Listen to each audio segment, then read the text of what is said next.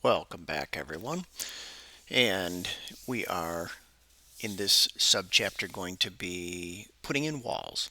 So, to just a quick cleanup of what we have done to create our grids, I'm going to do a window selection and I'm going to delete everything inside this window selection. Very similar to AutoCAD. If I go left to right, objects that are entirely inside the window will be selected. If I go from right to left, objects that are even partially inside the window are selected. So what I want to do to clean up is get rid of those lines that I drew. They have nothing to do with the building. They were just reference geometry I used to help me draw some grids that would be reasonable once the building gets put together. So they're selected. I'll delete, and all I have left is now grids. Okay, so we are going to draw the building as it shows, and I'm going to use what we will do is draw lines. But when we kind of click a beginning and an end point, what Revit will give us instead of a line, it will give us a wall. So let's take a look at that. So I was on the architecture tab. Here's the wall command. I'll click wall and let's choose the wall that is asked for. So we're going to look at this exterior brick and CMU on metal stud. We want to draw a wall from our level up, so height, and we want, in this particular case, an unconnected top, and we want our wall to be 20 feet tall. So I'm going to just draw a wall here, right? Click and a click, and I have some lines actually. So if I click onto this house icon, it gives me a 3D view, which is analogous to AutoCAD's model space. So I'll click on that, and we can start to see that, hey, here's those two levels, and here's that wall that just got drawn. If I rotate my view down, we can clearly see that the bottom of the wall lines up with level 1 at 0, and it goes significantly higher than level 2, which is at 10 feet. Okay, so let's see. If I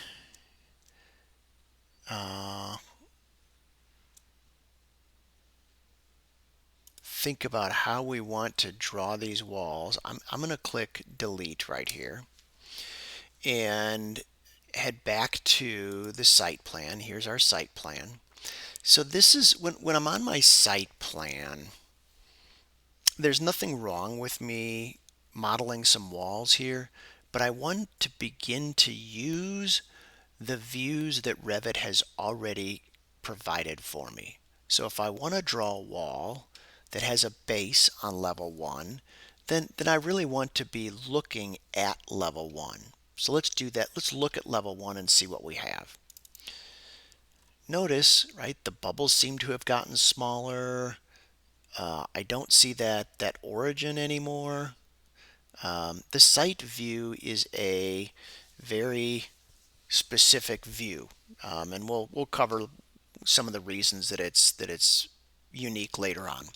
Okay, so we are going to draw a wall, and there's going to be this one option here called location line, and we're going to have to talk about this quite significantly. But this is in commercial architecture, and commonly, when we're in a Revit textbook, it's going to say, hey, use either the wall center line or maybe finish face exterior or something like that. That's just does not line up with how grids are used and how walls are constructed around those grids. We need to use this thing called core face exterior. So this is the option that you need to choose. And wherever we click is exactly where we want that wall to start. And we are going to allow the walls that we draw to join together. So we're going to start down here at the origin. Notice if I hover my cursor over, both of those grids light up, showing that I've got an intersection snap. I click and I start to draw. I'm going to come over and snap or click to the next intersection. And I need to highlight, I just lost it unfortunately, replay this video and look at the area right down here. And there were two arrows. Those two arrows need to exist on the outside of the wall. And if they don't, then you need to redraw your walls.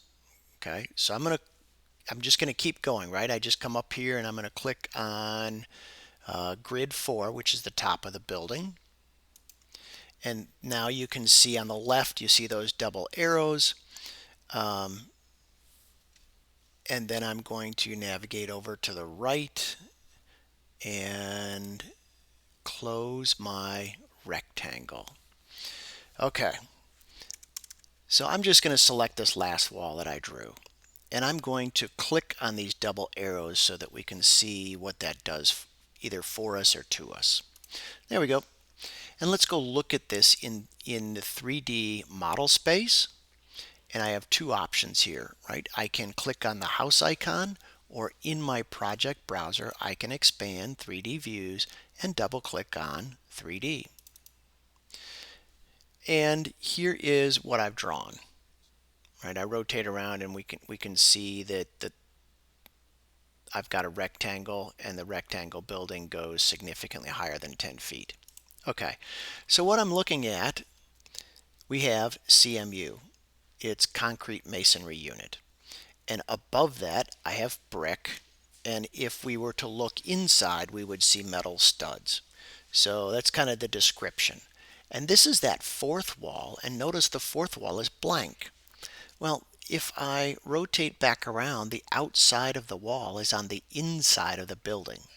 This is really key that you pay attention as you're modeling. Not only does the face look weird, the wall itself is actually in the wrong spot because that core face exterior that I mentioned is not dead center in the wall. So it's really important to make sure that you have the outside of the walls facing out. So I'm simply going to navigate back to level 1 and correct that. So here's level 1. And I'm going to select the wall. The double arrows show up again. I'll click them. And I am ready to go. Okay. And it's time to create this outer section out here. So I will use my wall command again. And notice when I'm drawing a wall, I have all kinds of walls I can draw. I can draw a straight wall. We could have drawn this rectangle wall using the rectangle command. And because we have a curved wall, we're going to end up using a curve command. So let's put in these horizontal straight portions. So I'm going to use my line, zoom in, and by the way, a reference here is, try when you're modeling, it's better to zoom in close than to be way back out here and not know exactly what you're snapping to. By working zoomed out too far, it's a really common issue that creates model inaccuracies. So I'm going to zoom in here, start my wall, and I'm going to go 16 feet. Hit escape, and I'm going to come down and repeat that down here, 16 feet. I am going to double check and see, there we go, right? This wall down here has the outside facing the inside of the building. So I'm going to reverse that and check this one up here, which looks good to me. So now I'm going to draw this curved section. So back to the wall command. I'm going to use this tangent and arc. So if I start here and navigate to this endpoint, I'm going to get exactly a 180-degree arc. Start here. Oh, and by the way, right, notice I'm still on core face exterior. So I always stay there until I change it. Okay, so there's my snap. It's a magenta square. I come around and I make sure that I'm highlighted on that grid, snap, and I'm done. And I'm left with a bunch of extra stuff here in the middle that, right, we're not supposed to have. So let's get rid of that. So I'm going to manually navigate to this modify toolbar, and I'm going to split it. So normally in AutoCAD I can trim stuff away, right? But in this is all one wall, and in Revit won't allow me to trim off the middle until I have more than one wall here. And here is this unique area that Revit has that AutoCAD does not. So I'm going to use this split element. Notice I have an X-Acto knife sitting on my cursor. I click that spot, and now I'm going to trim to a corner. It's right here, and I can simply click the horizontal wall, the portion I want to keep, and then the portion I want to keep of the vertical wall. And not only do I get them trimmed to a corner, Revit has joined those walls as they would be constructed. So up here, horizontal click, vertical click, and it is now complete. All right, so here is the end of this section that we have built up the portion of the building that we need. In the next subchapter, we'll go ahead and talk about how to put all this onto a drawing sheet and put a few dimensions in and be able to have a complete assignment. Hope this is helpful, and we'll see you in the next subchapter.